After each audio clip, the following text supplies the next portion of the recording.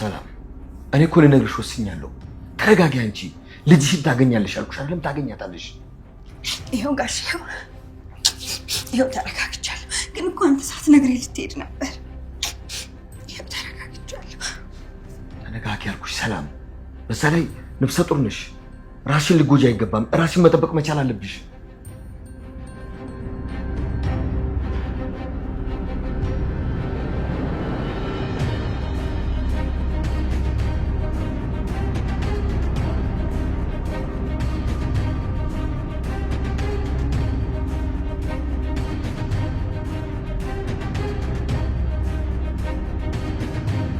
ተረጋጋው ጋሽ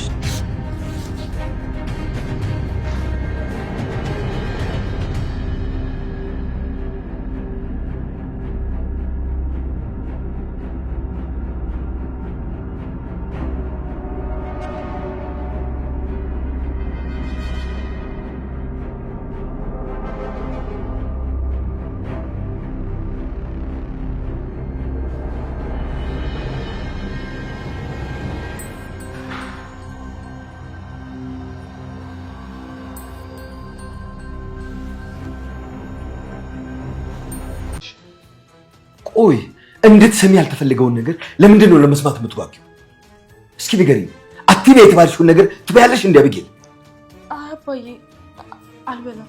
ታዲያ አትበይ የተባልሽውን ሁሉ እንደማትበይ አትስሚ የተባልሽውን ነገር ለመስማት ለምንድን ነው እንደዚህ የምትሆኚው? አባዬ እኔ ስለምን እንደምታወራ አላውቅም። ልጅነት ተቆርጦ ቢጣል ኖሮ ቆርጬ በጣልኩሽ ነበር። አብጌል ለምንድን ነው አንገቴን የምታስደፊኝ? አንቺ እኮ ልጄ ነሽ። ለምንድን ነው እንደ ጠላት እንደዚህ በእኔ ላይ ለመግፋት እንደዚህ የምትሆኚው? ለምንድን ነው አብጌል? እኔ ምንም አይነት ድምፅ ሰምቼ አላውቅም አባዬ፣ አላውቅም አባዬ። እስኪ ልጠይቅሽ፣ መኪና ውስጥ ድምፅ የሚቀርጽ ማይክ ለምን ነበር ያስቀመጥሽው? ዝም ስላልኩሽ ያላየሁሽ መስሎሽ ነበር ነው ወይንሻ አንቺ ዝም ሲሉሽ ትክክል ሆንሽ ይመስልሻል? ንገሪኝ፣ ትረሻዋለሽ? ሰላም ሰላም፣ ወደ ቻናሌ ቤተሰቦች እንዴት ናችሁልኝ? እንኳን ወደ ቻናሌ በሰላም መጣችሁ። ዳጣ ድራማ እንግዲህ በዳጣ ድራማ በክፍል 56 ላይ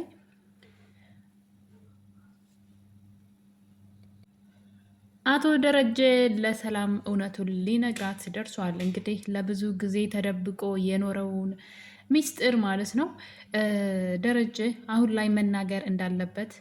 ምክንያቱም አሁን ላይ የአእምሮ ሰላም ሁሉ እያጣ ነው። በዚህ በኩል ሚስቱ ላይ ያደረገው ነገር ሚስቴ ስትሰማ ትዳሬን እና ሚስቴስ ደግሞ እንዴት ትታዘበኛለች ማለት በጣም ነው የምታምነው። አይደለም ከእሷ ውጭ ከትዳር ውጭ ማገጣም ብላ ልታስበው ቀርቶ ባሏን በጣም ነው ማርታ የምታምነው። እና እንግዲህ ይህ ነገር ለሱ በዛ ልክ ታምኖ አለመታመኑ ደግሞ እሱ ሚስትየዋ እንዳሰበችው ወይም ደግሞ እንደሰጠችው ቦታ አለመሆኑ ሌላ ጥያቄ ፈጥሮበታል፣ ወይም ደግሞ የአእምሮ ጭንቀት ሆኖበታል።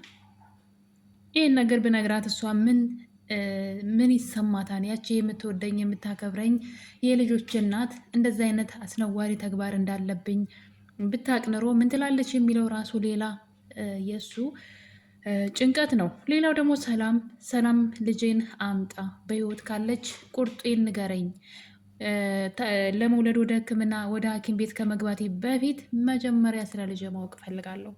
በህይወትም ከሌለችም ካለችም የምታውቀው ነገር ይኖራል። ስለዚህ አንድ ነገር አድርግ እያለች እሷ ደግሞ በሌላ በኩል ትጨቀጭቀዋለች። ይህንንም ማታደርግ ከሆነ ደግሞ ለማርታ ለራሷ ጉዳዩን እነግራታለሁ እያለች ሰላም ታስፈራራዋለች። በዛ በኩል ደግሞ የገዛ ልጁ አቢጌል ተሰልለዋለች። ያላደረገችው ነገር የለም አባቷን ከሰላም ጋር እስከ መጠርጠር ድረስ። በነገራችን ላይ ደረጀ የሁለቱም ልጅ እንግዲህ ሰላም ያረገዘችው ሁለቱም የእሱ ልጆች ናቸው። ማለት እንደ የእሱ ጥፋት አንድ ነገር ነው፣ መስከሩ ብቻ ነው። ከዛ ውጭ ግን ሆን ብሎ በሚስቱ ላይ ማግጦ ወይም ደግሞ ከትዳር ውጭ ሌላ ሴት ተመኝቶ አይደለም። ያው ህይወቱ ላይ በቃ እንደዚ አይነት ነገር ተፈጠረበት። ከልክ በላይ ጠጥቶ ራሱን ስለሳተ ነው ይህን ስህተት የሰራውና እንግዲህ ይህ ስህተት ተደግሟል። ደግሞ አሁንም እሱ በማያውቀው መልኩ ተደግሞ ሌላ ሁለተኛ ጉድ አለና ይህ ነገር ለማርታ ትንሽ አስቸጋሪ ነው። እንግዲህ አስቡ፣ የዳጣ የሆነ ስህተት ተሰራ በአንድ ወቅት ተብሎ በይቅርታ ቢታለፍ ሁለተኛው ልጅ ራሱ የእሱ መሆኑ ይሄ በጣም አደጋ ነው ማለት ምንድን ነው? ሰላም ፊልም ማናት ማርታ ማለት ነው ባለትዳር ሴት ሆና ባሏ ከሌላ ሴት 2 ልጅ እንዳለው ለዛውም ከገዛ ሰራተኛዋ ከራሷ ሰራተኛ እዛው ቤቷ ውስጥ እንደዛ አይነት ነገር እንዳለ ስታውቅ ምንድን ነው የሚሰማት የሚለው ማለት ትንሽ ከባድ ነው። እንዴት ነው ይህን ነገር ደረጀ ሲነግራት የምትቀበለው? አንድ አይደለም 2። ይሄ እኮ አንድን ጉድ ነግረዋ ሲጨርሱ ያኛውም ጉድ የነሱ ወይስ ደብቀው ሊቀሩ ነው? ወይስ ሰላም ደግሞ ሁለተኛው ልጅ ጭራሽ አባቱን ሳትናገር ልትቀር ነው? ዝም ብላ ደብቀው እስከ ዘላለሙ ከነስራዋ። ምክንያቱም ይሄ የእሷ ትልቁ የህይወቷ ስህተት ነው። እሱን እበቀላለሁ ብላ ነው ማለት እሷ ልጅ እንዲኖራት ወይም ደግሞ ዘሬን መተካት ፈልጋለሁ፣ ልጄ ጠፍታብኛለች፣ ልጄን ተነጥቅ ያለው ካለች ከሌላ ሰው ማርገዝ ትችላለች እኮ ማለት ከሌላ ሰው ስላችሁ አግብታ የሚሆን አፍቅራ እንደፈለጋት። ይሄ ሰው ግን ባለ ትዳር የሆነ ሰው ነው። ለበቀል ብላ ነው እንግዲህ ያደረገችው። ግን ምን እንዳመጣ ተመልከቱ። ለበቀል ብላ 2 ስህተት ነው የሰራችው። እና እንግዲህ ይህ ነገር ለማርታ በጣም ከባድ ነው። የሚሉሽን ባላወቅሽ ገበያ ባልወጣሽ ይባላል። እና ማርታ ጉዷን አታውቅም። እንግዲህ ምናልባት ማርታም የራሷ ሌላ ጉድ ከሌላት የባለቤቷ ነገር ግን በጣም ከባድ ነው። እንግዲህ ጉድና ጅራት ከወደ ውስጥ ኋላ ነው እንደሚባለው። ማርታ በጣም አደገኛ ነገር እየጠበቃት ነው ወደፊት ማለት ነው። እንግዲህ ለደረጀ ለሰላም ስለ ልጇ ሊያወራት ወደ ኪችን ሂዶ ነበረ።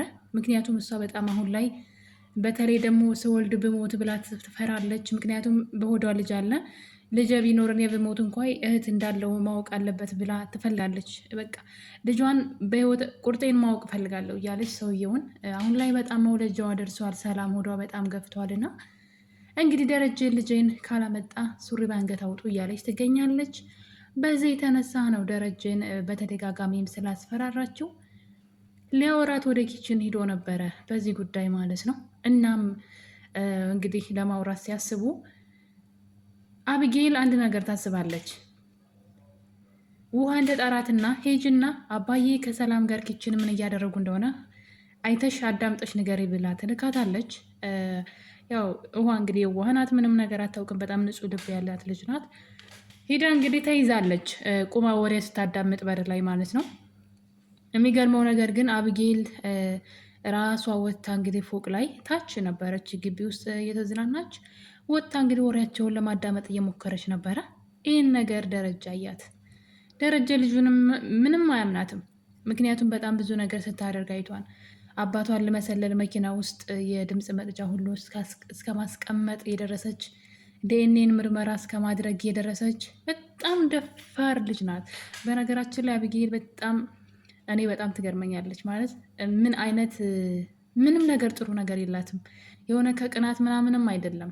አስቡት እስኪ በናታንና በዳጣ ብትቀናሽ፣ በሰላም ብትቀናሽ፣ ግን እንዴት ሰው በገዛ አባቱ ይቀናል ስላችሁ የገዛ አባቷን አለማመኗ ምን ያክል ልጅ ሁና ቤተሰቦቿ ይህን ነገር ቢታወቅ ዳጣ የአባቷ ልጅ እንደሆነች ቢታወቅ ምናምን ከዛ እናትና አባቷ ቢለያዩ ይህን ደስተኛ የሆነ ቤተሰብን አታገኘውም። ማለት እንዴት እንደላቃ መኖር እራሱ አትችልም። እና እንደዚህ እንኳ ርቃ ማሰብ አትችልም። እና በጣም ነው የምትገርመው። ለስሙ በጣም ትልቅ ናት፣ ግን ምንም አይነት የውሃን ያክል ራሱ ምንም አታውቅም የምትባለው የውሃን ያክል ምንም ነገር ማገናዘብ የሚባል ነገር አታውቅም። ብታውቅ ኑሮ አይደለም አባቷን ለመሰለል በዚህ መጠን ሁሉን ነገር ማወቅ ትፈልጋለች። ሁሉን ነገር እሷ በቃ ልታውቀው እሷ የምታውቀው ነገር መሆን አለበት። ምንም አይነት ሚስጥር እሷ የማታውቀው እንዲኖር አትፈልግም። እና እንግዲህ የአባቷን ሚስጥር እኔ እንዴት እያሉ ከእሷ እንዳመለጡ በቃ አጋጣሚዎች ከእሷ ሲያስመልጣቸው ነው እንጂ ያየሁት ደረጀና ሰላም በጣም ብዙ ጊዜ በእሷ ሊዋረዱ ይችሉ ነበር፣ እንዲሁም ዳጣ። ምክንያቱም መኪና ውስጥ ድምፅ መቅጃውን ስታስቀምጥ ዳጣም ከአባቷ ጋር ስታወራ ነበረ፣ ሰላምም ከደረጀ ጋራ ስለዚህ ጉዳይ ሲያወሩ ነበረ። ስለዚህ እንዴት እንዳለፉት ማለት ነው። እና እንደ ልጅቷ ተንኮል አለመሳካቱ ድርጊቷ ሁሉ ሳይሳካላት መቅረቱ በጣም ይገርመኛል እንጂ ዲኤንኤን አስመርምራ ሳይሳካ ቀረ። ዲኤንኤን ምርመራ እንግዲህ ያደረገች ድፍረቷ። ከዛ እንግዲህ የአባቷ መኪና ውስጥ መሰለያ ካሜራ አስቀመጠች። እሱም የምትፈልገውን ነገር ሊያመጣላት አልቻለም። እና ደረጀ በህይወቱ እንደ ዛሬ አንቺ እርግማን ነሽ ነው ያላት። በቃ ማለት የገዛ አባቷን በዚህ መጠን እንደሆነ ማለት ከባድ ነው። በቃ ምንም ነገር ቢያደርግም እኮ አባቷ ነው አይደለም፣ ምንም የመጠየቅ መብት የላትም። እና ተደብቃ በማዳመጧ ደረጀ በጣም ተናዷል። እንግዲህ መኝታ ቤት ውስጥ አስገብቶ እስኪ በቃት ነው የነገራት። እሱን ብቻ ሳይሆን አንቺ ለእኔ ርግማን ነሽ፣ ልጄ መሆንሽን ሁሉ ጠራጠርሻለሁ ነው ያላት። እና አሁንም አልተማረችን። በሚያሳዝን ሁኔታ ልጅቷ አሁንም ተንኮሏን ቀጥላለች። እንግዲህ እዛ ቤት ብዙ ነገሮችን አድርጋ አልሳካላት ሲል አንድ ነገር አስባለች። እሱም እንግዲህ ዳጣና ናታን በፍቅር አብረው እንዳሉ በደንብ ካረጋገጠች በኋላ ተስፋ እንደሌላት ስታውቅ አሁን ላይ ቤተሰቦቿ ላይ አንድ ድራማ ጀምራለች።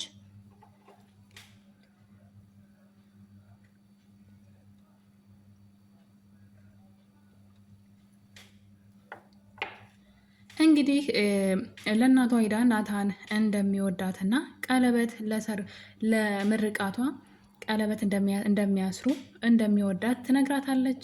ማርታ ደግሞ ያው እናት ስለሆነች ያው አቢጌል ምንም ነገር ሳትሰማ ምንም በሌለበት ምንድን ነው ጭስ በሌለበት እሳት ነው ብቻ ይባላል እና ምንም በሌለበት ዝም ብላ አታወራም፣ የሆነ ነገር ጫፍ ሳይኖር አታወራም ብላ ነገሩን አምናታለች። እናም ደግሞ ልጇ በጣም ክፉ የሆነች ልጅ እንደሆነች ስላወቀች ምንም አይነት ወንድ ሊቀርባት አይችልም ብላ ነው የምታስበው። ስለዚህ ልጅን ወስዳ ምንድን ነው አስቡት፣ እሷ መቻል ያልቻለቻትን ልጅ ለናታን ልታሸክመው ትፈልጋለች እናትየዋ። እና ናታን ይሸከማት ግዴታ አለበት እንደ እሱ ማለት እንኳን አይደለም እሷን ጥሩ ሴት እንኳ ብትሆን ራሱ ካልፈለጋት እንዴት እንደዛ ይደረጋል? እና ማርታ ደግሞ በጣም ራስ ወዳድ ናት። ማለት ለልጇ ከማሰብ የተነሳ ነው ነገ ልጅ ዕጣ ፈንታዋ ምን ይሆናል ከማለት የተነሳ እንግዲህ ናታንን እንደማይወዳት ታውቃለች። በተደጋጋሚ ከዳጣ ጋር ራሱ አይታቸዋለች ምንም ነገር እንዳላወቀችውና ናታን እንኳ እሺ ባይል በአባቱ በኩል ጫና አደርጋለሁ ብላ ታስባለች። እና እንግዲህ ማርታ የናታን አባት ጋር ደውላ እንግዲህ ወደ ቤት እንዲመጣና በልጆቻቸው መዛመድ እንደሚፈልግ ጊዜ ቀደም እንደነገራቸውና ከዚህ በኋላ በልጆቻችን እንዛመዳለን፣ ስለዚህ ናና እናወራለን እያለች ትገኛለች። ማርታም ናታን ልጇ እንደማያፈቅራት ስለምታውቅ በአባትየው በኩል ጫና ልታደርግ እያሰበች ትገኛለች። ማለት ሰውየው ልጁን እንዲገፋው ልጁ በግድ እሷን አግባ ብሎ እንዲያስገድደው ትፈልጋለች።